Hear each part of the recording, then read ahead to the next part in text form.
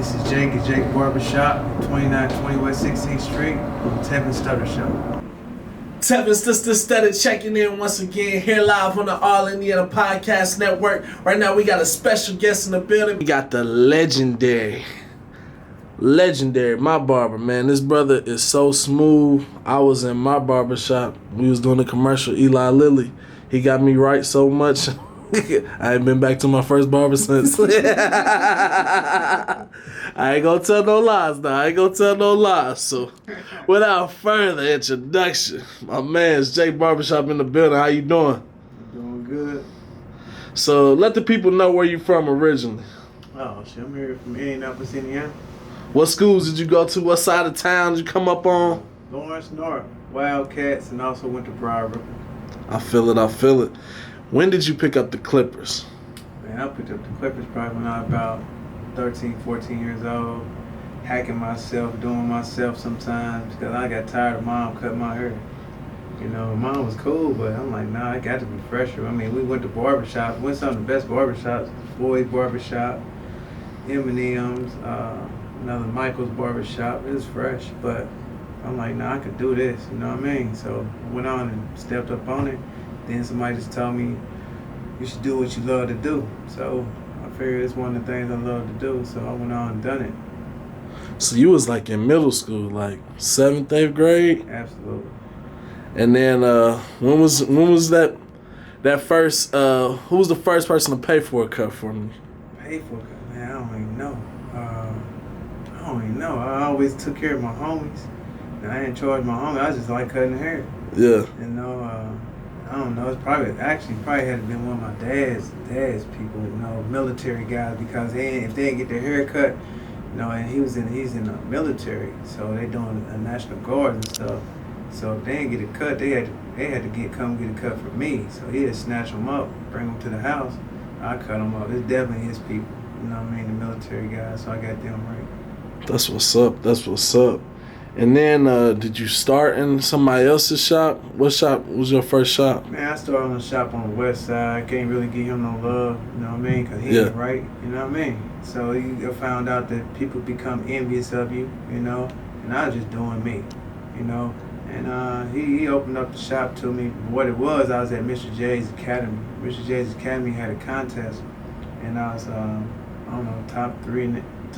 I won out of the top 3 of the contest, something like that. And then I went somewhere else, but he recognized my talent.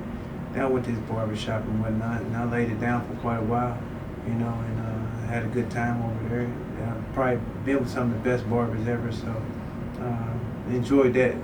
So that's where I was, man. I was on the west side. I always been on the west side. And then I came down to the hood, you know, Hallville, and I love it. You know, I like Hallville. I mean, you can always give something back to the people and everything. So that's my main thing, you know, helping out the people and at the same time doing what I love to do. And then you cut some legendary people. So for the people who not familiar with you, let them know some of the heads you cut. Oh, man, I cut Ron Anderson. I cut Johnny Dawkins. I cut George Hill. I cut Courtney Lee. I cut, who else I cut? I cut Howard Hewitt's people. They came in for a play, cut him. I cut Kurt Franklin. I had to tell him to put a shirt on. So I took care of him.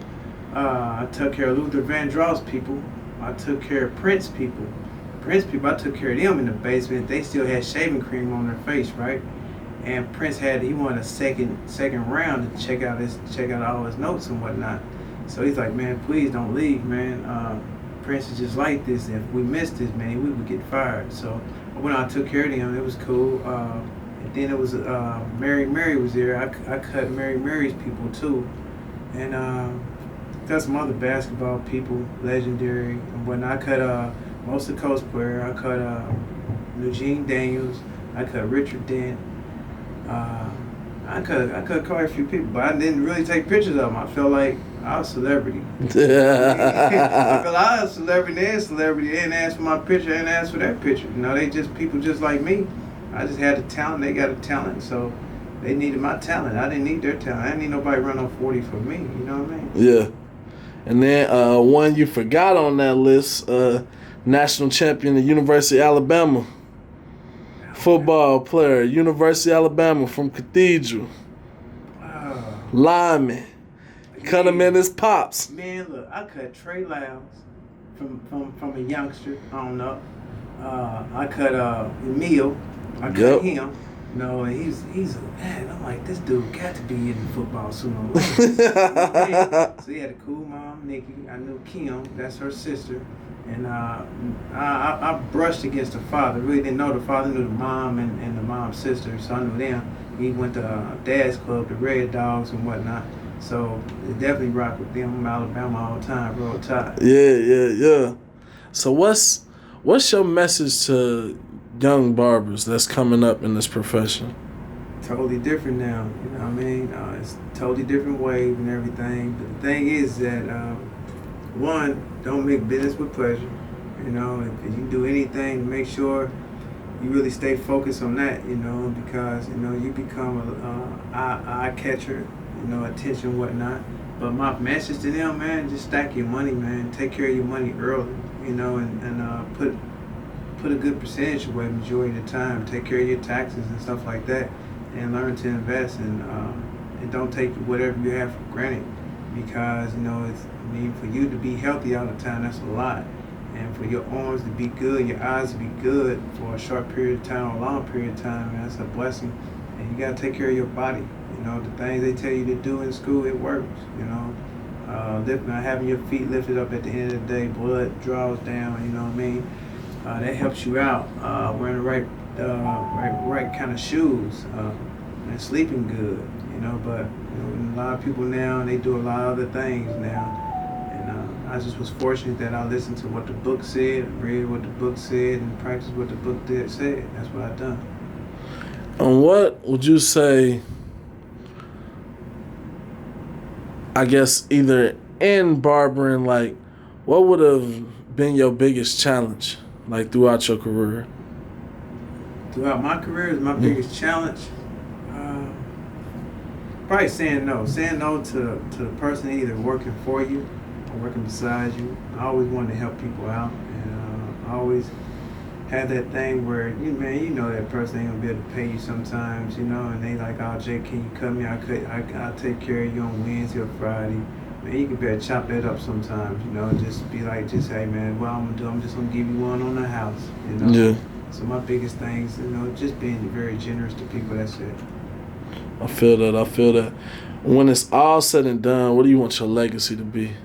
Already, you know, it's kind of already in stone already. You know, I'm just a straight up dude, and I'm about perfection. You know, I'm about doing things the right way, because I believe that your name is better than money. You know, your name is better than your height, your color. You know, so as long as my name is clean, I'm good. And those that speak on my name, that versus those that know my name, it ain't gonna amount to anything anyway. So you can badmouth me all you want, but my name, I got stock on my name. So my name is everything. I feel it. And then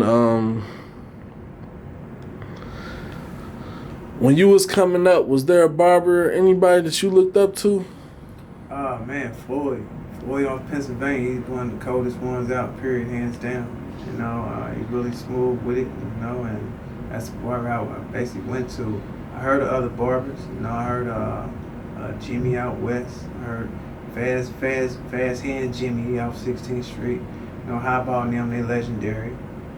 Leon, legendary. My man Jesse, legendary. And I seen them cuts and whatnot.